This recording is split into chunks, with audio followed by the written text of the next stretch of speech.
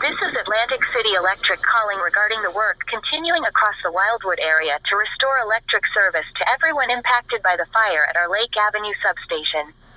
As we continue to restore service to all customers today, some of our customers who had their service restored yesterday may experience another service interruption today to allow our crews to safely make final repairs. We know this has been a challenging event for you, and we want to assure you that we are working as quickly as possible to service for all of our customers.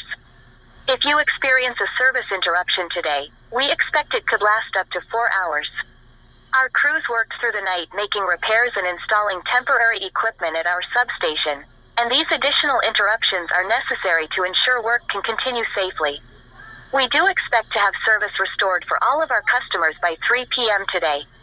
Again, we know this event is impactful on you, and we appreciate your understanding and patience as we continue the work to restore service for everyone.